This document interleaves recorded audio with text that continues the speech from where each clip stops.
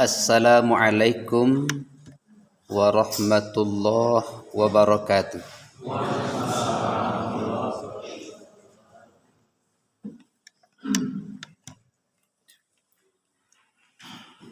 Alhamdulillahilladzi yulijul laila fin nahar wa yulijun nahara fil lail wa sakhkhara asy-syamsa wal qamar kullu yajri li ajalin musamma.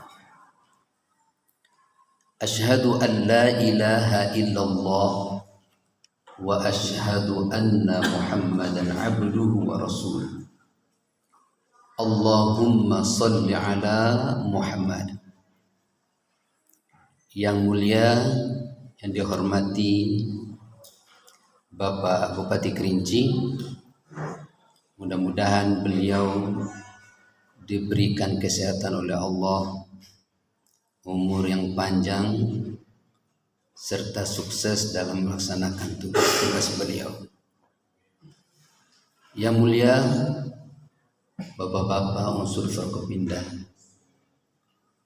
Bapak-bapak staf ahli, para asisten, yang mulia Bapak Sekda, Kepala OPD, para kabid, kasih, kabak, pejabat fungsional, yang mulia Bapak Kepala Kantor Kementerian Agama beserta seluruh pejabat di Kementerian Agama, seluruh kita yang hadir pada saat ini, insya Allah calon-calon penghuni surga yang dirahmati Allah. Segala puji bagi Allah Subhanahu wa ta'ala yang telah memasukkan malam ke dalam siang dan memasukkan siang ke dalam malam. Allah yang telah menundukkan matahari dan bulan. Semuanya beredar menurut ketentuannya. Kita senantiasa beristiqomah dalam kesaksian kita bahwa tidak ada Tuhan selain daripada Allah, dan Muhammad sallallahu alaihi wasallam adalah Rasulnya. Maka kita kirimkan solawat dan salam untuk beliau, seorang reformis sejati, uswatun hasanah, orang yang sangat kita rindukan, syafaatnya kita harapkan.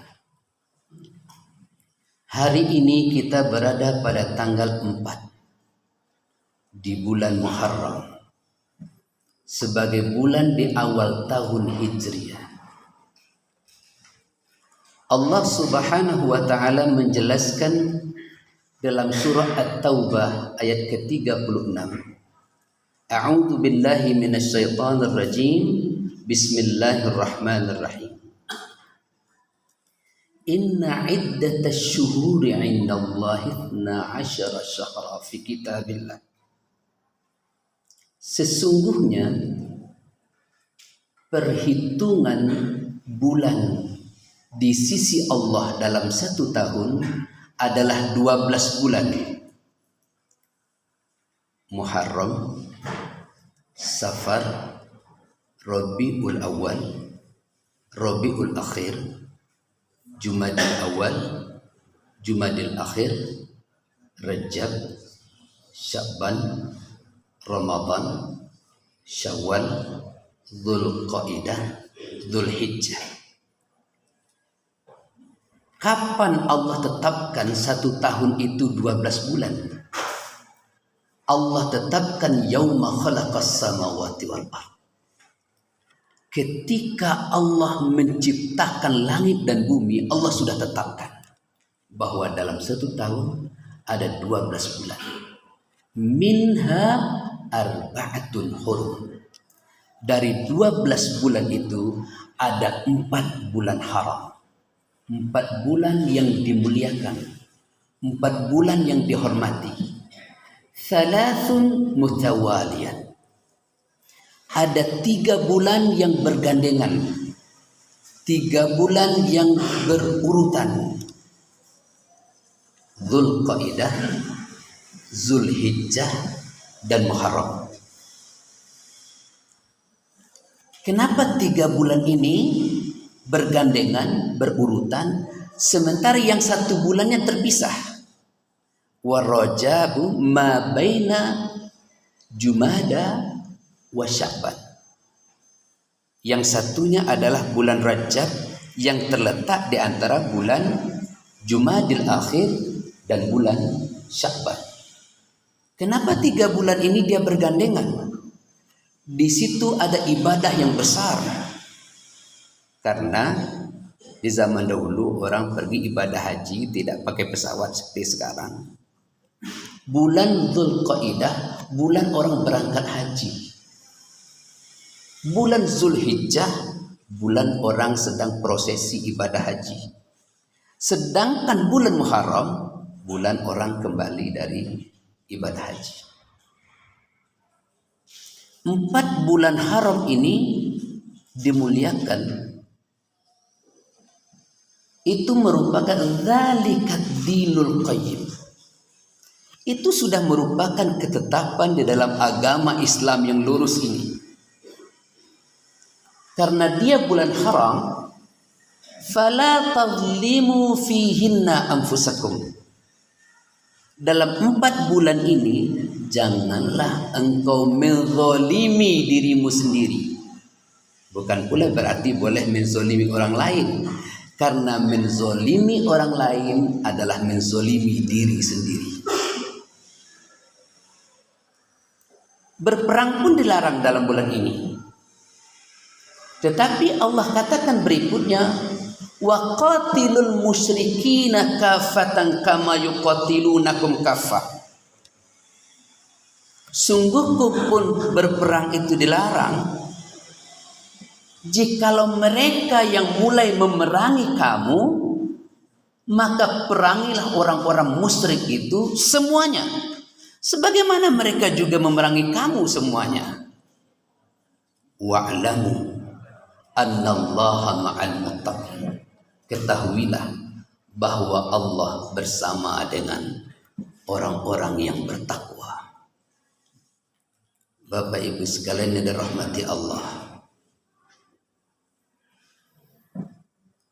momen di bulan Muharram ini, tahun baru Islam yang kita sebut dengan tahun Hijriyah. Ketika kita baca sejarah, sebenarnya Rasulullah Muhammad SAW beliau tidak hijrah di bulan Muharram. Beliau hijrah di bulan Rabiul Awal. Perpindahan Nabi dari Mekah Al-Mukarramah ke Madinah Al-Munawwarah yang ketika itu bernama Yasrib itu terjadi pada bulan Rabiul Awal, bukan pada bulan Muharram. Lalu kenapa tahun Hijriah ini biasa kita rayakan pada bulan Muharram? Karena sebelum Nabi Muhammad SAW meninggal dunia, ketika beliau masih hidup, dulu Islam tidak mengenal tahun khusus.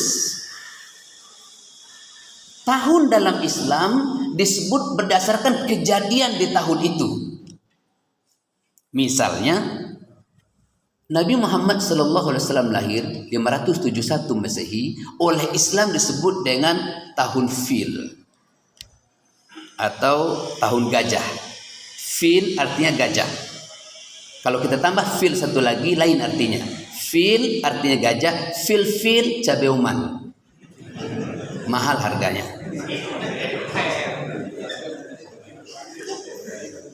Kenapa disebut tahun gajah? Karena ketika itu tentara Abraha yang menunggangi gajah menyerang Ka'bah. Maka tahun itu disebut tahun Fil. Ketika terjadi peristiwa Isra dan Mi'raj, meninggal 2 orang yang sangat beliau cintai, Abu Thalib dan Siti Khadijah. Maka beliau sangat berduka cita dan bersedih. Duka cita dan bersedih disebut huzn. Tahun disebut am. Maka tahun duka cita disebut amul huzn. Berarti peristiwa Isra dan Mi'raj terjadi pada tahun apa? Amul Huzni, tahun duka cita. Ketika Rasulullah SAW meninggal dunia, Khalifah Abu Bakar As-Siddiq selesai, diganti Khalifah Umar bin Khattab. Ketika Khalifah Umar bin Khattab menyepakati Islam perlu memiliki tahunnya sendiri. Kapankah tahun satunya? Maka disepakati tahun satunya adalah tahun Rasulullah SAW hijrah dari Mekah ke Madinah. Maka tahun-tahun berikutnya menisbahkan kepada tahun ini, menisbahkan, maka ditambah iya terakhir, iya dan ta marbutah sama Islam. Pengikut Islam berarti Islamiyah. Muhammad, pengikut Muhammad berarti Muhammadiyah. Sijum, pengikut Sijum, Sijumiyah. Itu kira-kira. Hijrah tahun berikutnya Hijriyah. Kenapa Muharram momennya? Karena Muharram adalah bulan pertamanya. Bapak Ibu sekalian dirahmati Allah, momen yang paling penting pertama adalah hijrah, dan yang kedua adalah evaluasi, muhasabah. Kita buka Al-Quran surah An-Nisa ayat 100. A'udzu billahi minasyaitonir rajim. Bismillahirrahmanirrahim.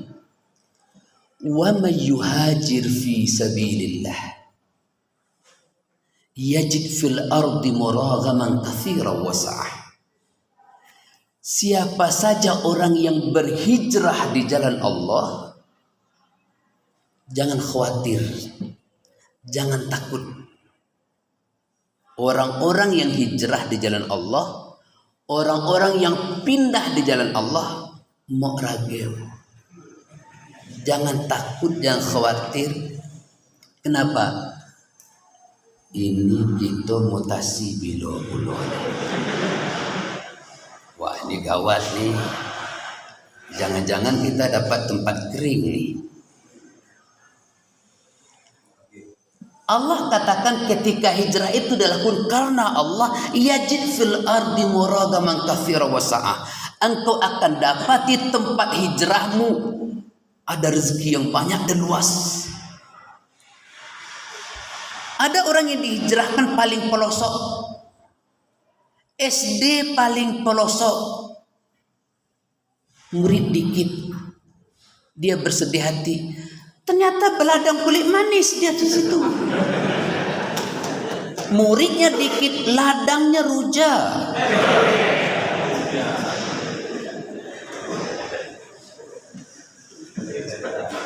Kullu syai'in bil hikmah. Segala sesuatu itu ada hikmahnya.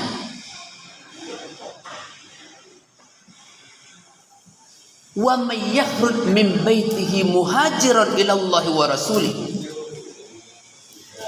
Siapa saja orang yang keluar dari rumahnya, dia berhijrah di jalan Allah dan Rasulnya, summa yudrikhul maut. Ternyata dalam hijrahnya dia menemui ajalnya. Faqad waqa'a ajruhu 'ala Allah. Sungguh Allah sudah menuliskan pahala baginya. Bapak Ibu sekalian, dulu ada seorang laki-laki Israel. Laki-laki Israel ini laki-laki pendosa, banyak berbuat maksiat, dan dia sudah membunuh 99 orang. Sudah membunuh 99 orang. Masuk hidayah ke hatinya dan dia ingin bertaubat kepada Allah. Ketika dia ingin bertaubat kepada Allah, dia bertanya kepada orang ahli ibadah, rahib ahli ibadah, tapi tidak berilmu. Karena rahib ahli ibadah tidak berilmu, dia mengeluarkan fatwa yang menyesatkan. Maka Dalam Al-Quran dikatakan kita disuruh bertanya kepada ahla zikri in kuntum la ta'lamun. Bertanyalah kepada orang yang berilmu kalau engkau tidak tahu. Jangan bertanya kepada orang ahli ibadah. Kenapa? Ahli ibadah iya tapi tidak berilmu, sehingga dia mengeluarkan fatwa yang menyesatkan. Laki-laki Israel ini bertanya kepada rahib ahli ibadah tanpa ilmu. Katanya, aku sudah membunuh 99 orang. Sekarang aku mau bertobat. Apakah tobatku diterima? Rahib itu mengatakan, membunuh satu orang saja itu dosa besar. Apalagi membunuh 99 orang, itu lebih lagi dosa besar. Tobatmu tidak diterima. Karena dia dikatakan tobatnya tidak diterima, dia tega. Dia ambil parang, dia pancung ini yang ke-100. Dia pancung rahib, ini genok yang ke-100. Tapi dia tidak berputus asa, dia cari orang lain tempat bertanya. Bertemulah dia dengan ulama, alim ulama. Alim artinya orang berilmu. Ulama orang yang mengamalkan ilmunya. Alim ulama orang berilmu mengamalkan ilmunya. Dia bertanya di situ. Aku sudah membunuh 100 orang. Apakah taubatku diterima? Alim ulama ini mengatakan, taubatmu diterima. Ada syaratnya. Taubatmu bisa diterima dengan syarat engkau mesti hijrah. Kenapa? Aku tahu bahwa engkau membunuh 100 orang itu, kejahatan yang engkau lakukan itu tidak murni dari hatimu. Kejahatan, kemaksiatan yang engkau lakukan itu dipengaruhi oleh lingkunganmu. Karena di desamu itu, tempat tinggalmu itu semua orang berbuat maksiat. Engkau terpengaruh berbuat maksiat pula. Kalau engkau betul-betul bertobat, engkau jangan lagi tinggal di desa ini. Engkau harus hijrah. Engkau harus pindah. Pindah kemana? Pindah, hijrahlah kau ke tempat yang lebih baik dan berkeadilan. Wah, kalau begitu aku pindahlah ke satu negeri yang lebih baik dan berkeadilan.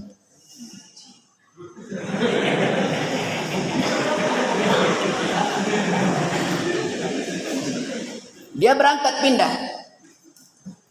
Dalam perjalanan hijrahnya, dia menemukan ajalnya. Dia meninggal dunia. Ketika dia meninggal dunia, 2 malaikat berebut jenazahnya. Yang pertama malaikat azab. Kata malaikat azab mengatakan, ini jenazah saya yang ngurus. Kenapa? Taubatnya tidak diterima oleh Allah Subhanahu wa taala. Kenapa taubatnya tidak diterima? Karena dia tidak sampai ke tempat tujuan hijrah. Malaikat rahmat mengatakan, jenazahnya aku yang ngurus. Kenapa? Walaupun dia tidak sampai ke tempat hijrahnya, dia sudah berniat mau hijrah.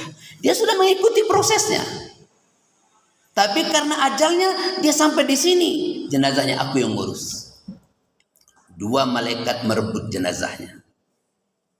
Lalu Allah menurunkan petunjuk. Ukur perjalanan hijrahnya itu, apakah lebih dekat dia kepada kampung yang lebih baik dan berkeadilan, atau dia lebih dekat kepada kampung itu? Mana yang lebih dekat? Setelah diukur, ternyata dia lebih dekat kepada kampung yang lebih baik dan berkeadilan. Taubatnya diterima oleh Allah walaupun dia tidak sampai ke sana. Maka Allah katakan, wa kana Allahu ghafurur rahim. Allah itu Maha Pengampun lagi Maha Penyayang. dalam proses hijrah. Al-hijratu minal musyrik ila tauhid. Kita pindah hari ini, setiap kita keluar dari ruangan ini mesti pindah dari kemusyrikan kepada ketauhidan. Ketika sains dan teknologi sudah maju, tidak berarti musyrik sudah selesai. Mohon maaf, waktu pilkada, pileg, tes asesmen, pemilihan kepala desa, tapi ini rasio kita baik. Banyak dukun laku. Ya ada Pak Bati. Tapi tidak terjadi di Kerinci. Padahal orang-orang yang memakai jasa dukun itu paling rendah tingkat pendidikannya S1. Ada yang S2, ada yang S3. Padahal dukun tidak tamat SD. Ada mana letak ijazah yang selama ini? Kalau memang dukun itu hebat, kenapa tidak dukun jadi bupati?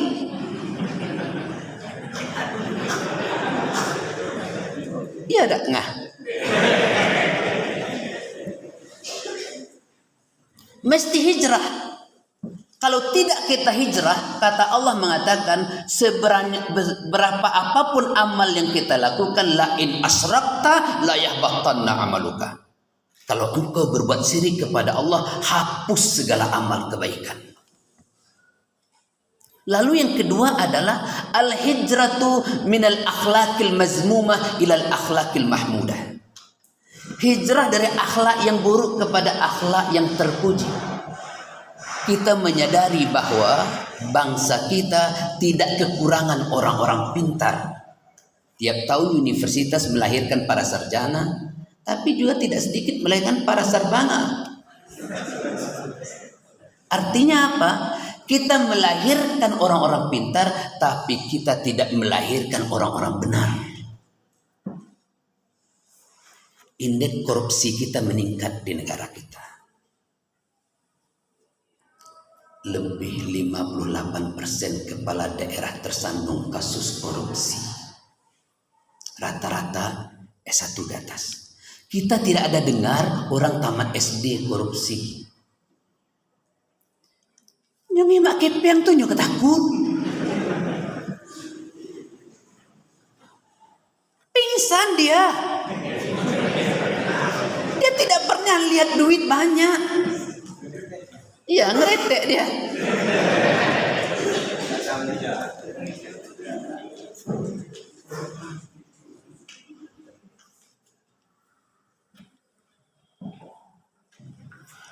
Al-hijratu min amal sir ilal khairil amal. Hijrah dari amal-amal yang tidak baik kepada amal yang baik. Apa yang mau kita tinggalkan? Kita semua ini ada batas kerja kita 60 tahun, 58 tahun. Setelah kita berhenti, apa yang kita tinggalkan? Apa yang dikenang oleh orang? Oh, beliau itu dulu itu yang dia tinggalkan. Kita apa yang mau kita tinggalkan? Yang kita tinggal, yang kita ingin ketika mereka menyebut apa yang kita tinggalkan, pahalanya mengalir buat kita. Hijrah itu yang perlu kita lakukan. Ketika proses hijrah ini dilakukan, maka tentu saja ada fitnah, caci maki, hinaan. Itu biasa. Kita sudah melakukan hijrah. Ibarat elang, burung elang. Burung elang itu besar. Walaupun burung elang itu besar, tapi ternyata ada burung lain yang berani mematuknya. Burung elang terbang, ada burung lain yang berani mematuknya. Burung gagak. Ketika burung elang terbang, burung gagak naik di atas punggungnya, dia patuk. Apakah burung elang berhenti terbang? Apakah burung elang melawan dan berkelahi? Tidak.